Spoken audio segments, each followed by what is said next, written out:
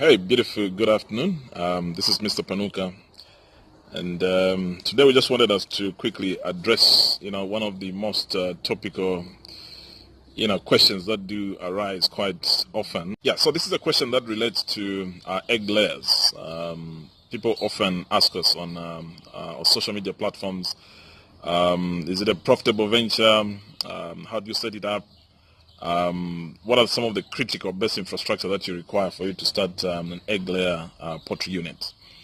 So what we'll do is let's get into Panuka poultry unit and try and do some on-site, explanations on some of the critical, best infrastructure that you need to start, and we'll also provide a few other insights. So the first thing that you actually need in terms of best infrastructure is the poultry structure and the different options that you can go for, either prefabricated, brick and mortar, wooden. In our case, we went with prefabricated structure, as you can see here. So again, do your own investigations in terms of costing, which one suits you. I think just pay attention to the orientation, east-west. I think that's the guide.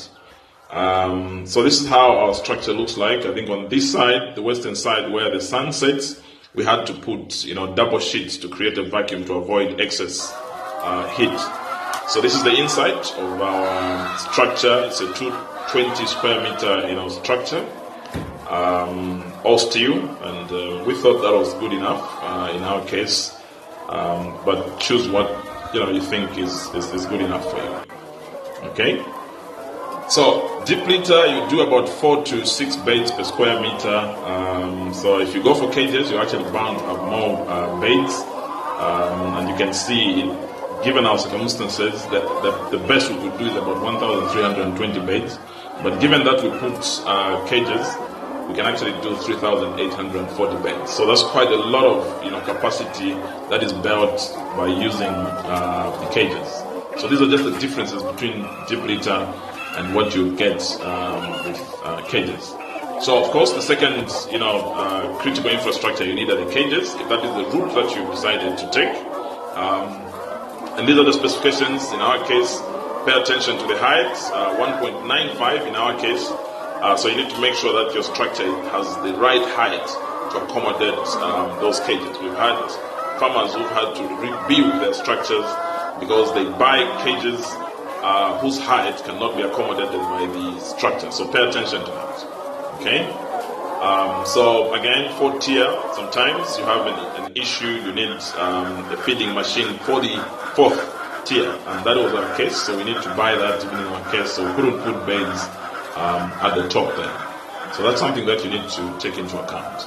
Power source, either go for solar or grid power, depending on the reliability of the two power sources. In our case, Panuka runs 100% on solar.